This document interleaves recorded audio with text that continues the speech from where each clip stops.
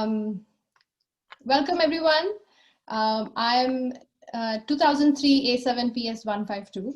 I also go by the name Ramya, and I welcome you all to another episode of the BITSAA Fireside chat series.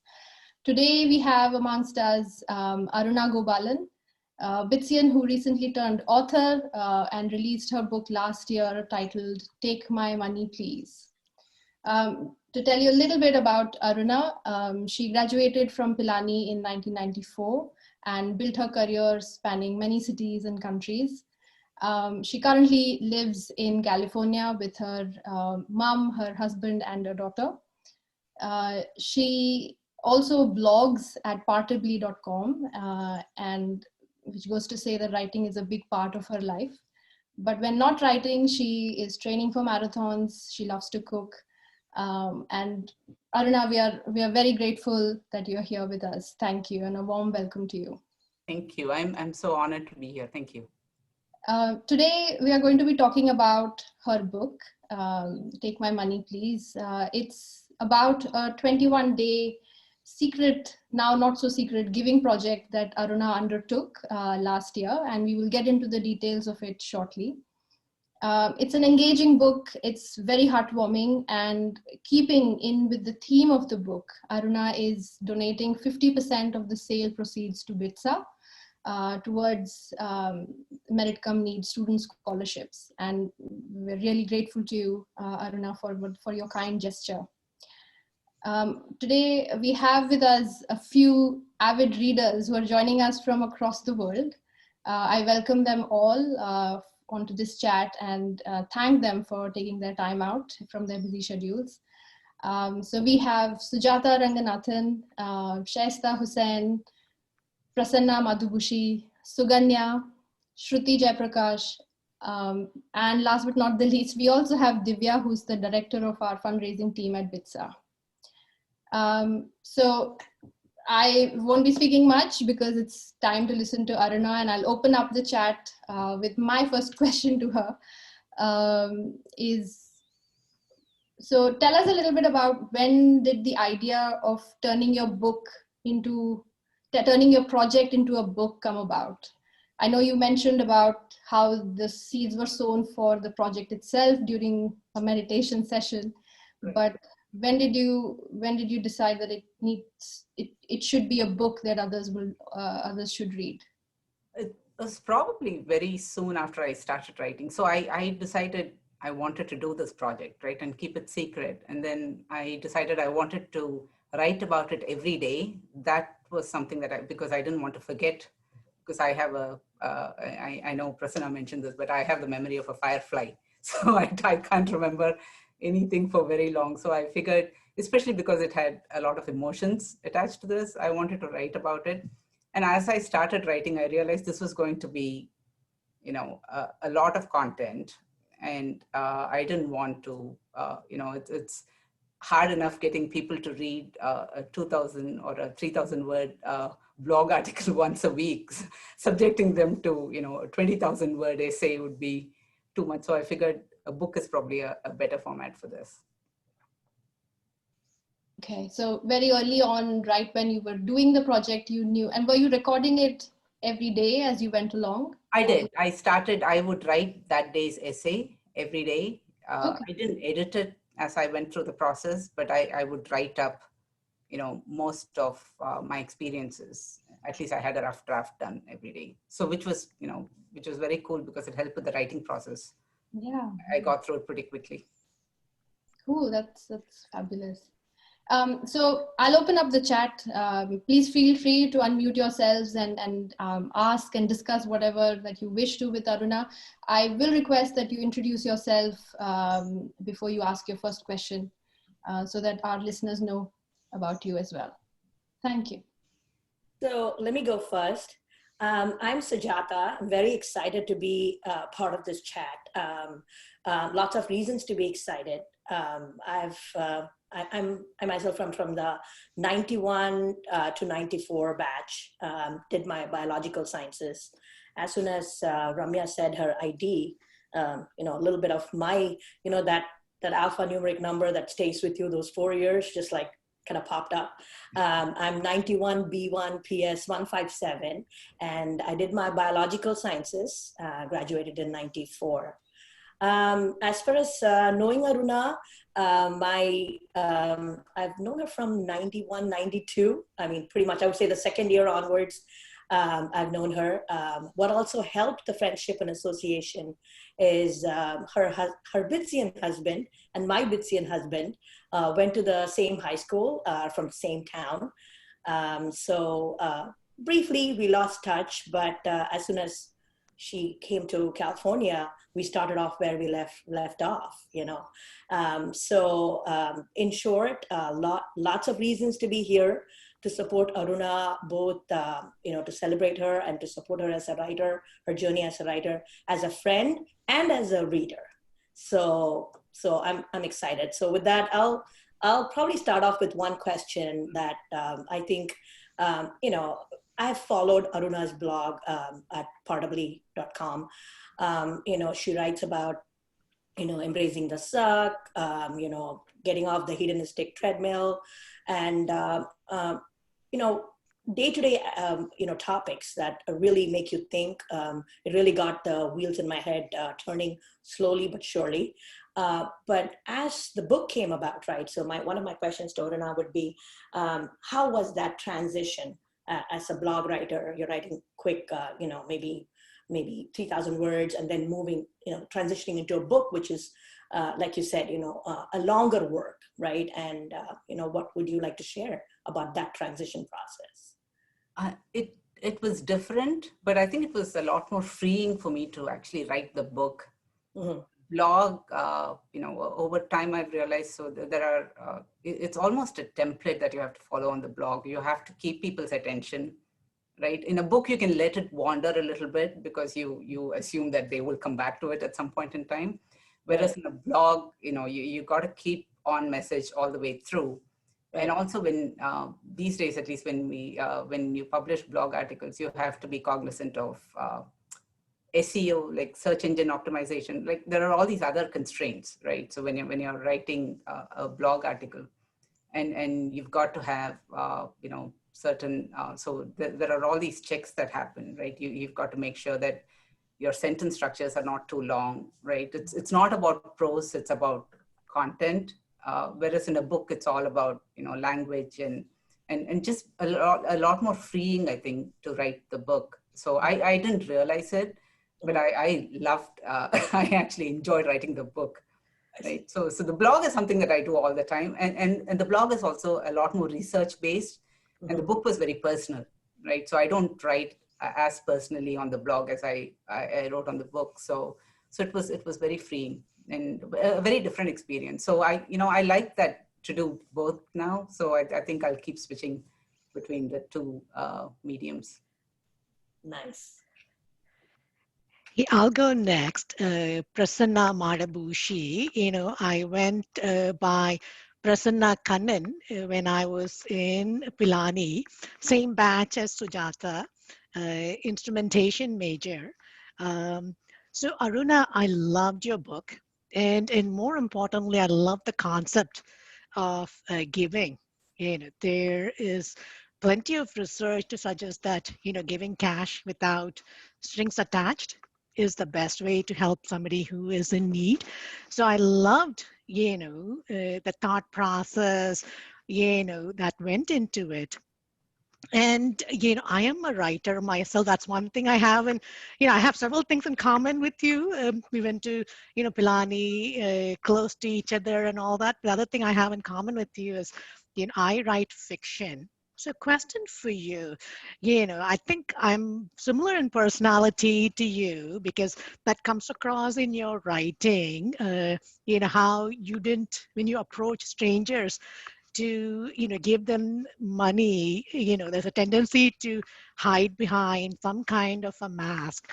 How did you feel about writing and sharing personal details? Was it more liberating because of the media where you wouldn't do this, you know, in person?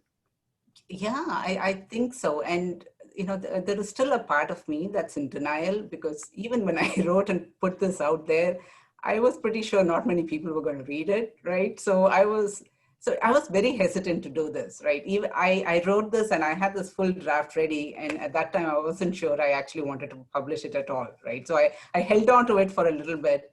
And then I thought, okay, I need to like let go of this whole sort of, it was more a controlling thing, right? It is personal and I didn't know, but I didn't really hesitate when I wrote. I kind of wrote it all. It was very honest writing.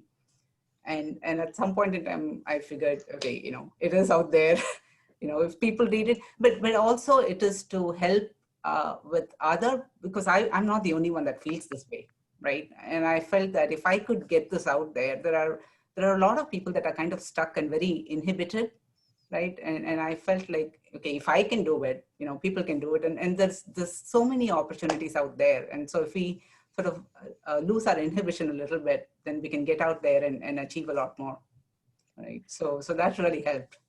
But it was a process. I hear you, Prasad. It was a process, and I'm still very hesitant, right?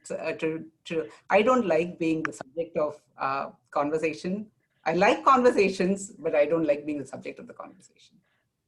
He is definitely very courageous of you. And those personal details is what makes it very appealing. I'll just share one more thing. One of the chapters you talk about, having learned Veena, that's another thing you and I have in common. I have a Veena at home that I haven't touched in decades. I was just thinking maybe after this call, I'll get your, online teachers information. Because again, the personal details definitely made it very appealing and definitely very courageous of you to share your journey. Oh, thank you. Yeah, no, it was a process. It didn't happen overnight. It took some time. Yeah, and I think even with the blog, the minute I started writing, I would add a few personal details there in the blog, right? So I think that was difficult. And once I started doing that, and it's been over a year now, so I'm kind of a little, I think I'm growing in that regard. Lovely. I mean, to Prasanna's point, right? Those personal details make it so relatable.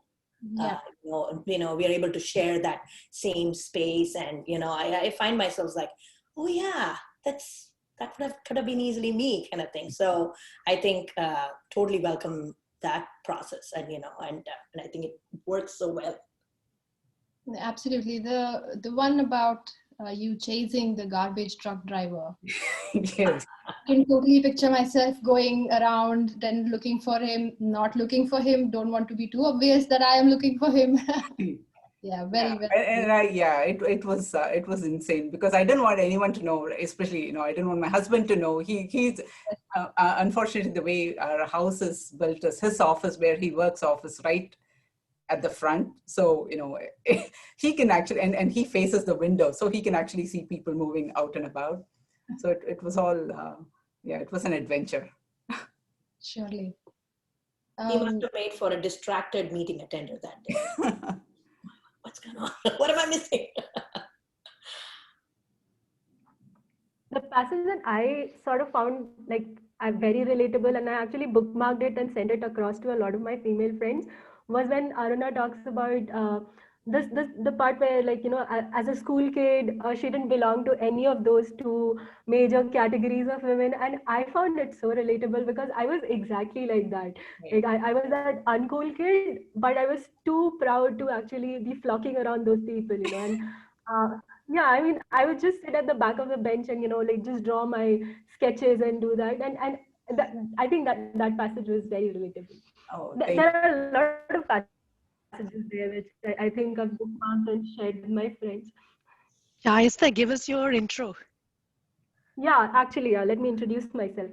So, my name is Shaista. I am a 2017 graduate. My ID was 2013A3PS322P. Okay, and yeah, I mean, I just recently published my own book of poems, and this whole process of I mean, like reading Aruna's book was so inspiring because I mean, I think at least like as of now, my generation, we're just too caught up in our own circle trying to figure our careers out that we're not very thankful for a lot of things in life. And That way, I think it's really, really nice reading something like that. It just put things into perspective. So yeah. Awesome. Yeah, I mean, I should actually ask my question as well. So, I mean, obviously, I mean, I think a lot of engineers who were sort of pursuing other things in college would find this relatable, because I do see that, all of us are sort of chasing our jobs right now, trying to figure our careers out. But uh, a lot of us were doing other things back in college. Some people were dancing, some people were into music. I used to write. So I wanted to understand from you, Aruna, I mean, at what point did you think that, you could take up what you liked and turn it into a career? And, I mean, what's that process like? How does it go? What are the thoughts in your mind? And at what point do you know that this is it, that this is what I should do? Okay, so I'm going to give you an answer, which is probably going to be a non-answer. But here's the thing: I still so writing. I don't write full time, right? I still have a full time job, an IT job. I've Oh, done that for. I run a company, and I consult for the state of California. So that's what I do. It's been 25 years I've done that now, and it kind of does get old after a while, right? Especially for the last few years, I've been and I've been one that every few years I keep reevaluating. I'm waiting to find my calling. I'm waiting to figure out what I'll be when I grow up, and I still haven't figured it out, right? But these are all little things that sort of help me, get through. So I do love my job. It's not it's not that I absolutely detest it, but there are, there's the same oldness to it after a while, right? I've done it for 25 years now. It's kind of, I do consulting. It's, there is a lot of variety, but it's all the same at the end of the day. So I do that. So writing is not something that I do full time, and I don't know that I want to actually be writing for a living, right? And I don't know if that'll change. Right now, writing is fun for me, right? It's a hobby. I enjoy. It's passionate, right? If I were to make a living of writing, I don't know if that'll change my attitude towards writing. But again, I'm very lucky that I can do that, right? I'm very lucky that I have a job that yeah. pays for me to support this hobby. But you have to find for yourself. And the one advice I would give out is, if you're not enjoying what you do, take time off and evaluate, right? You may end up going back to it, but it's nice to take that, a couple of days off a week, a month, if you can, to figure out what it is that you want to do. Yeah, I mean, that's amazing, balancing your job and then doing things that you like. I think that's also very inspiring. Yeah, and I wasn't, but now as I've gotten older, I've become a lot more sort of time conscious. So I'm decent at time management, and that's all you need to be, right? So because you have lots of responsibility, your family responsibilities, your work responsibilities, right? And then you have, these are things that I want to do for myself, right? So I have to find time to do those beyond everything else. So, Aruna, taking a cue from what Shaista is saying, what is your writing process like? Given that there are other aspects of your life, do you follow a specific schedule to write every day in the morning? I would finish, or is it like whenever the creativity taps are on and it flows through? It's a combination of both. I don't write every day. I would love to. It's something that I'm trying to get to. There are other things I do, like I work out every day, right? Like without a break. And I've done this for years now because I train for marathons. So that's something that I have the discipline to do. Writing, not so much, not yet. But I have published, I'm on schedule to publish a blog article once every Friday, right? So, and that takes time because a lot of this is stuff that I'm not too familiar with. So I have to do a lot of research. So it's research, writing, and these are long articles. These are, 2,000, 2,500 to 3,000 word articles. So they take time. So it takes at least 2 or 3 drafts. And then I have to edit it, to make sure it's all right. So that takes time. So I don't write every day, but I do write 3 or 4 days a week. right? But I read a lot too. And unfortunately, I think it's, my reading time gets into my writing time. And there's only so many hours in a day, right? Between work, working out, family, cooking, right? Reading, writing, this only, you can want to do it all. And then I figured, I used to be someone that said, I'll sleep when I die. And then I figured I was going to die very soon if I didn't sleep. Right? So now sleep is important. So I have prioritized sleep. So which means it's even shorter, but it is there. So I do, yeah, I'll probably write about a couple of days. I write a lot more. So like I'll write for 2 or 3 hours. Mm-hmm. And then other days I'll probably spend like 30 to 40 minutes. But it's constantly churning in my head. And I think, all the writers here will know that you never get a break, right? You're always thinking about what it is that you want to say or what it is that you want to do. So I'll kind of like take rough notes. Sometimes when I'm running, I'll have an inspiration and I'll have nothing to write. Right. So I have to remember that, and I'll keep, repeating that in my head, and it's interesting. Great. Yeah. Yeah, Suganya, go on. Okay, sorry, Ramya. Yeah, I mean, I can totally relate to the book actually. So, I mean, and also the fact that you need to sleep and you need to prioritize between your writing and your other, your life basically. So it's like a secret life, right? Like writing is. So I'm Suganya. So I'm from the 2003 B4A3495. That's my ID actually. I'm from the 2003 batch. And I love the book because I have also been struggling personally with the concept of philanthropy and giving actually, because I mean, how do I qualify?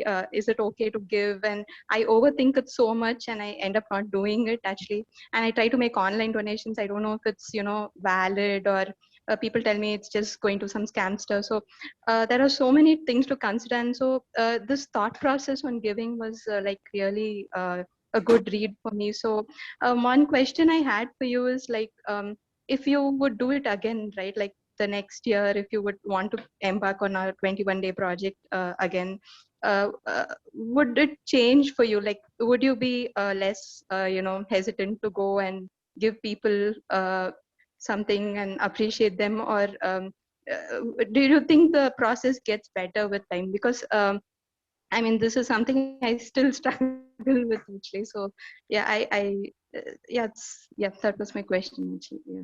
That's a great question. So the honest answer is no, it didn't get better for that. So I think 21 days is too short, right? Because this is who I've been for all my life. This is who I've been all my life. So trying to change that in 21 days isn't going to happen, right? So and I think Sujata and I were talking, and one of the things when she read the book, she asked me, would you have gotten longer with this process? Would you have gone more than 21 days?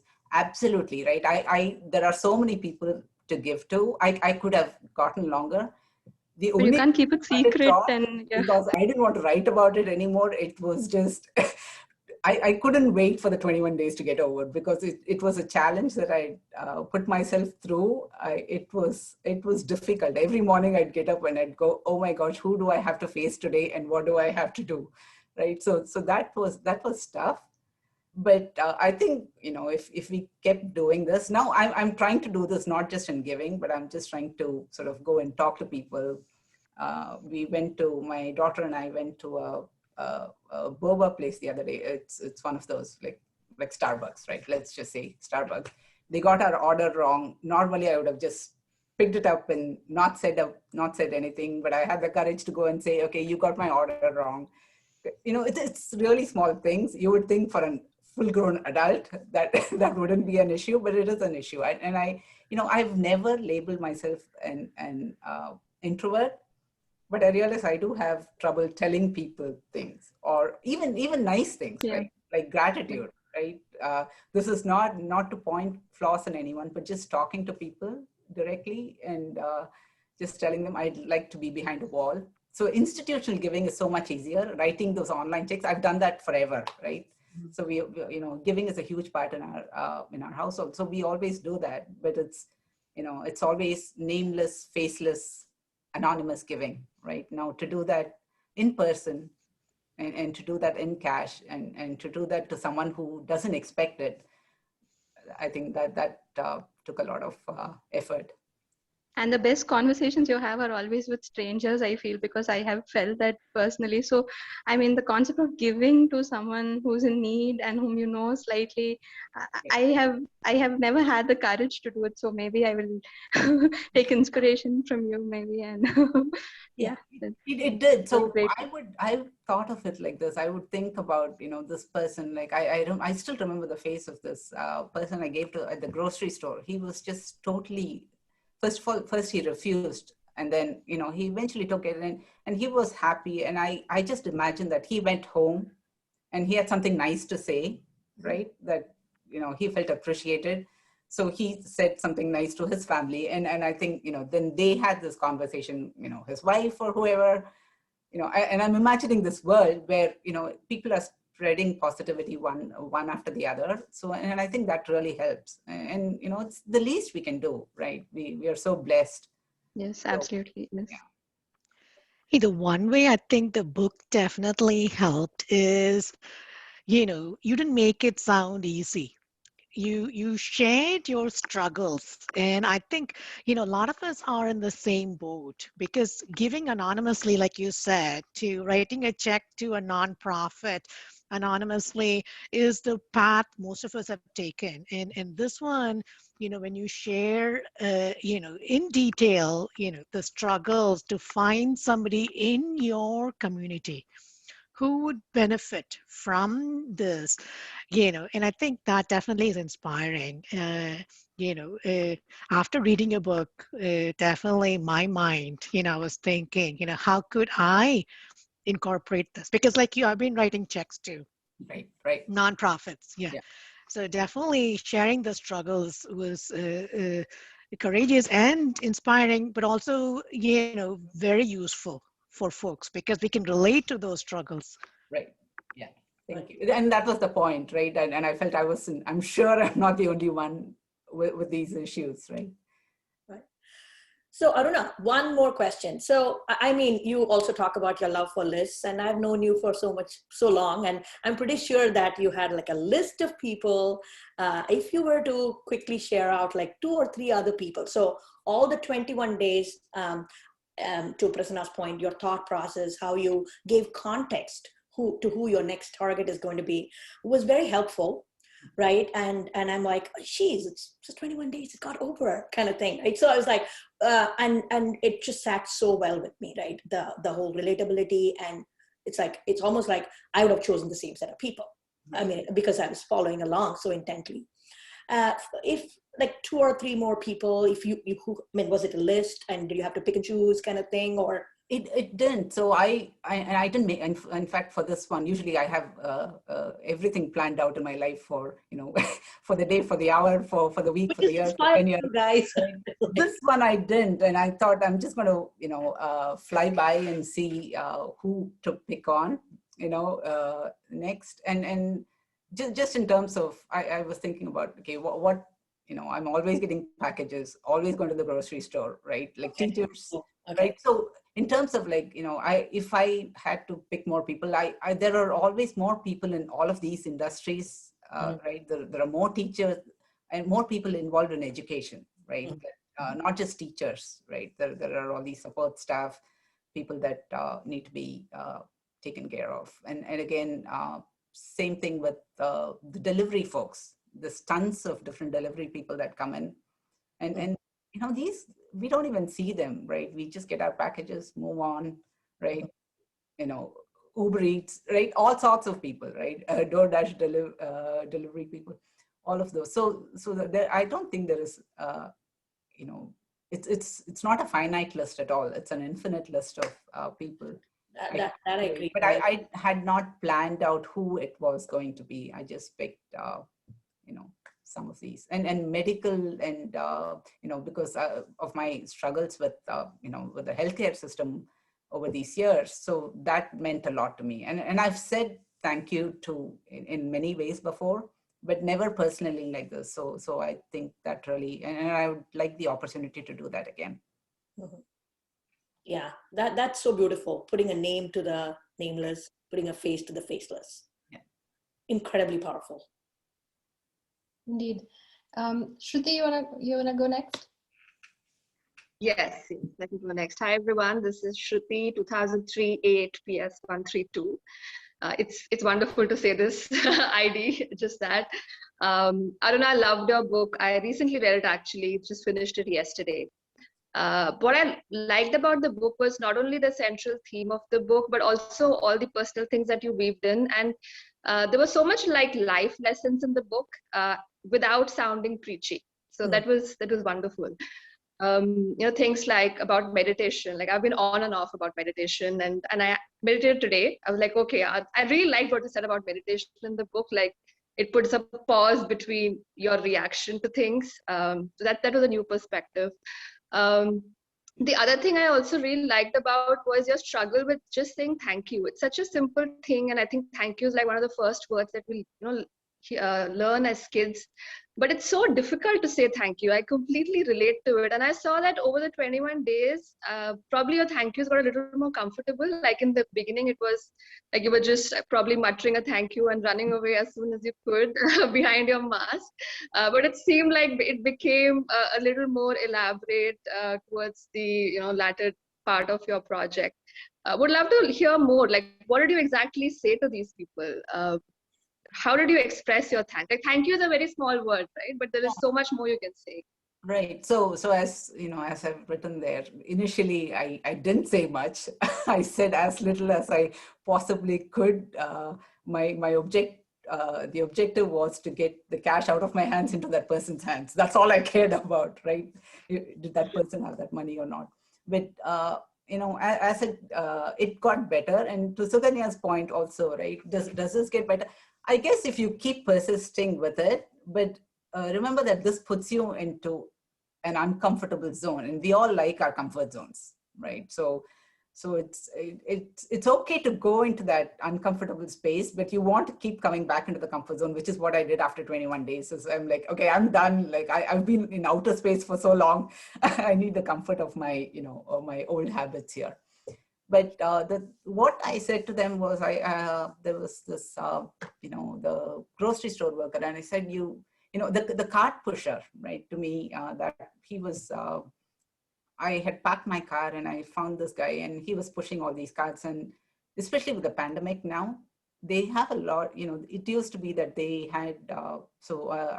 You're in the US, okay? So Costco parking lots, right? How Costco parking lots are. They're huge. People just take these carts and leave them in all corners, and then and we don't even think about these guys, but all these guys do is go out, get those carts and bring them back. And now it's winter, it's okay, but in summer, I live in Sacramento, and it's really hot, and I see these guys sweltering and working through these big cart trains, right? So I just stopped to say thank you, and I said thank you, and he said, for what? And I said, look, you do you do this, no one really appreciates it, and I'm very thankful that you do this, especially in the pandemic, right? They've got to sanitize it, they've got to clean it up and put it back. And I actually did have a conversation with him. It lasted 2 minutes, but it was still it was more than thank you, right? So and I think it made a difference to him. He felt appreciated, at least I could see it in his eyes. And so and then that made me feel better too. Awesome. Yeah, I think it's more about appreciation than that money that you gave, probably for him, right? Yeah, absolutely. Yeah. So the money to me was just I can't just go randomly and say thank you. And sometimes people, especially now, I think people appreciate a little something more than just empty words, right? Especially you see all these things to healthcare workers, right? Everyone says, oh, thank you, healthcare workers. And they're like, okay, can you put your mask on, please? that will mean more to me than just say thanking me. Aruna, did you have a chance to, or did you? Right, and I think people say thank you so much. Sorry, Shruti. Sorry, I'll just. Yeah, just one more comment. I wanted to say that I think now with everything going online, you can like rate everything, right? You can rate your Uber driver, you can rate your Amazon delivery guy. So that's become the new way of saying thank you, but it's really emotionless. So somebody actually saying that in person is a big deal. Yeah, thanks for showing us that. Thanks, Aruna. No, I'm grateful for that. Great. Aruna, I was saying, have you had any encounters with any of these receivers of your generosity again? And what's that interaction been like? Say, the person who... No, I specifically picked people that I probably won't see again in my life. So some of these people I know, Yeah. but like the garbage truck driver, I see him going past, but I made sure I met him on a street that wasn't mine, right? So he wouldn't be able to figure out who it was. And there's a lot of Asians in this community. So it's not going to be easy for him to know who it was. So I made sure I wanted to stay anonymous. But that was also because I didn't want people to feel any sort of obligation, right? Yeah. I totally didn't want that happening, right? Okay. So this was my, if anything, I needed to feel the obligation, not them. So I wanted to make sure. Your anonymity remains. Yeah. Yeah, unless they read your book. Right. And I figured no one's going to read my book. None of these people are. Yeah. So is it like the pandemic has brought out something in you? Because I feel that the pandemic has, impacted us in so many ways. Not to, okay, some of us maybe less financially, but it's more like an emotional reaction which we have every day when we see the news, the catastrophe with the invisible thing which is, spreading havoc. So did that somehow contribute to your I don't know, to this project, or is it like has it made you a different person? I would say, like, is this a reaction to the pandemic, or like it in a way it is. It was restlessness, right? And also having the time to actually reflect on it. I didn't think, earlier pre-pandemic, we were all so busy just going from one place to another, right? No, not really enough time to contemplate and figure out what we were actually doing. So I think what this has done is slowed us all down a little bit and helped us pause and think about what it is that we needed. So that really helped. But in terms of like the giving, right, and I guess what it did change was, so we always give around sort of Thanksgiving and Christmas, and this was going to be, so I did this project in October wanting to actually write this book for Thanksgiving. So just to do that, it just took longer than than what I expected. But so this is something that we usually do, but not as personal. So I would say, yeah, the pandemic did change how we do that. I see Divya's. Divya, has a question for you. Hey, Hey. Aruna. Firstly, I think on behalf of BITSAA, I want to thank you for your generous, contribution also to BITSAA, because I think this was beyond your scope of 21 days of giving. But I think it's been amazing to learn from you and see how how much goodness you've put out there in the world. So Ramya and I can relate to this a lot more, especially because I joined the fundraising team just last year as a director, and then brought on board Ramya, and we have worked on a number of campaigns, and we are so grateful to find more and more people like you in the BITSian community who are doing such inspiring stuff. The question I had specifically for you, and I think it's been the undercurrent in all the questions we've had so far, to quote directly from your book, the world has too many takers, it is in desperate need of more givers, right? And nobody can deny that. Nobody can deny that. So my question here is, how can we make it easier? How can we bring in that culture of giving, make it like, so comfortable that you don't have to be anonymous, that you don't have to question yourself, like, who am I to give? That imposter syndrome, I think on your blog also, you've talked a lot about it. So how can we go from being takers to givers and get comfortable with it, make it second nature? and to be able to say that, I give because that is me, right? Not like trying to chase something and say that, do I really need to give, right? And I think I mean, of course, with what your whole graph as well, like how it changed from being so super awkward to then finally having those thank yous and everything, right? You were able to face it more head on, right? Maybe we all need to do like these more challenges, like giving challenges, or like random act of kindness months. But yeah, I want to take take your inputs on how do you think we can change this current culture to a culture of giving. So one thing is you'll realize, and this is something I've realized as I've gotten older. So maybe it's age, but nothing makes you happier than giving. And I'm not just saying that those are not just words, right? So when you give, you feel the happiest. I think there are so many studies that have been done on gratitude, right? So when you really, and not just giving for the sake of giving, right? Not because someone says, oh, you've got to, donate 10% of your earnings to such and such charity.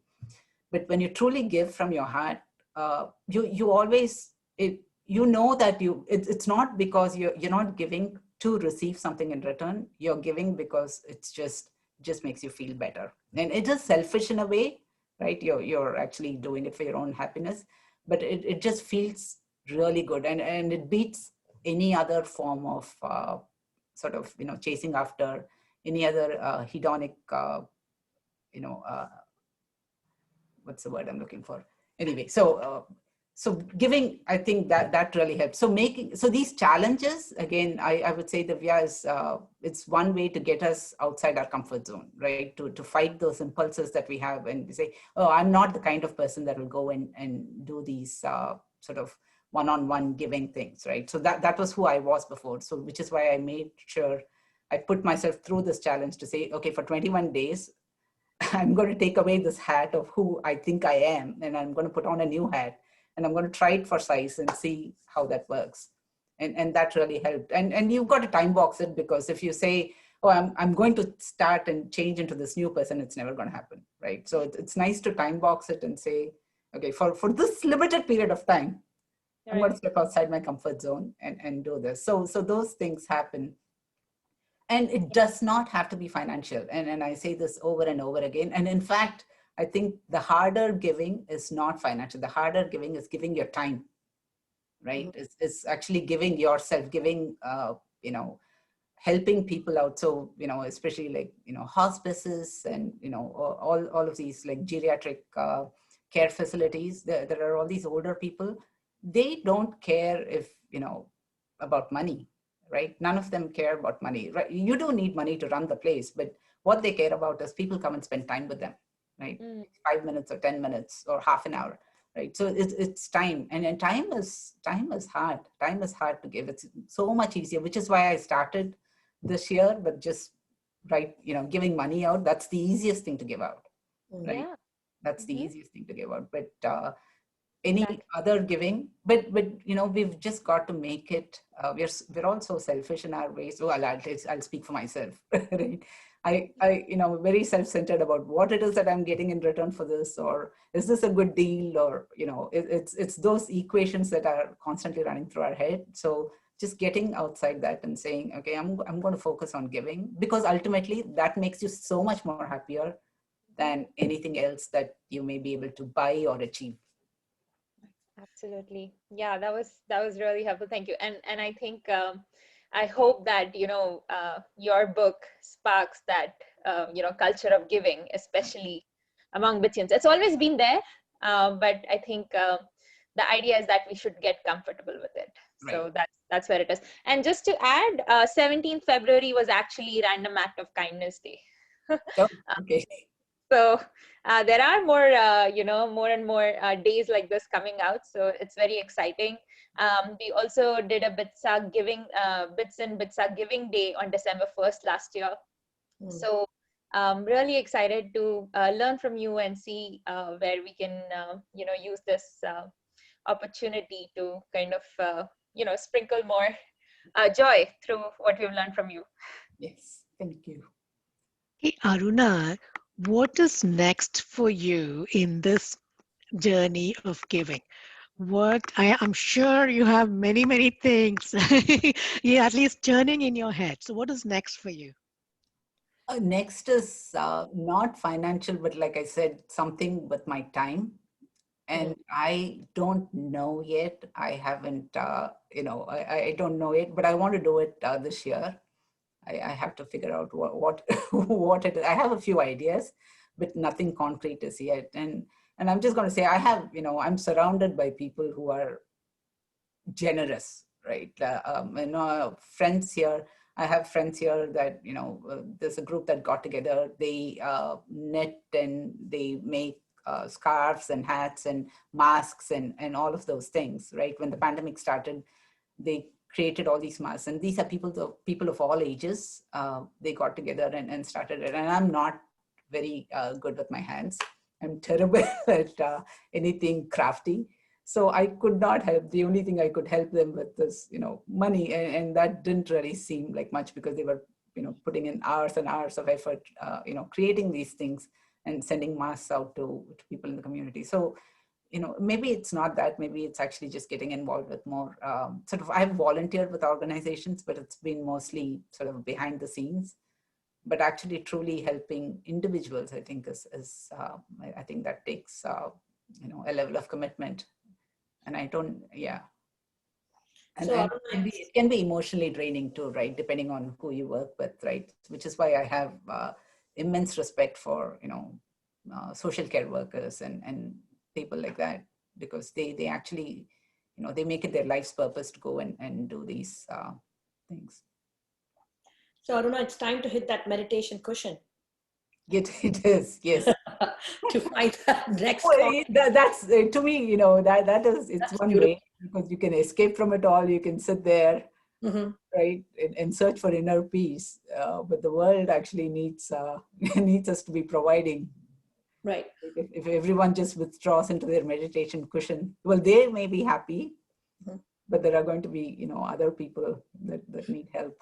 But then I was just thinking in terms of, getting to really know what the next step is, like you talk about how you were inspired initially from there. Yeah. So how to engage next? Absolutely. Aruna, this has been so inspiring. I wish we could just go on talking to you one after the other. I have so many questions that I want to ask you, but I will bug you another time perhaps. But I guess this is the time we have for today. Thank you so much for such an insightful and inspiring chat. I mean, I think all of us have come away from it inspired in different ways. Right. And thank you so much for your generosity towards BITSAA, towards what you're doing in your life. And thank you to all the readers who've joined us today from different parts of the world. Thank you for taking the time, reading the book, and making this chat so much more interesting. Yeah. Hey, can I just say something? I wanted to say thank you to Ramya and Divya for Ramya, especially organizing this. This has been, you've spent so much time doing this. Amazing. Thank you for bringing all these, wonderful women together.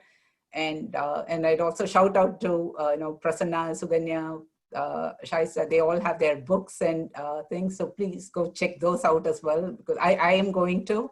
It's just, absolutely, yes. It's on my list. I will get there one day. Right. So thank you. And thank you for taking time today. I know, Sujata, all of you.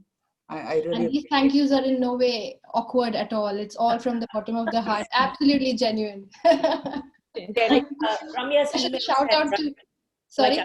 Like Ramya's email said, it's always a pleasure to talk to a bunch of BITSians. Absolutely, any day. That common thread. So thank you so much, you all. Thank you. Thank you. And a big shout out to Siddharth, who's hiding behind BITSAA International, making sure everything's working in the background, and to Sharath from the comms team for helping us with all the social media channels. So thank you guys, and thank you. Have a lovely day ahead. Thank you. Bye. Bye. Bye, guys. Bye-bye.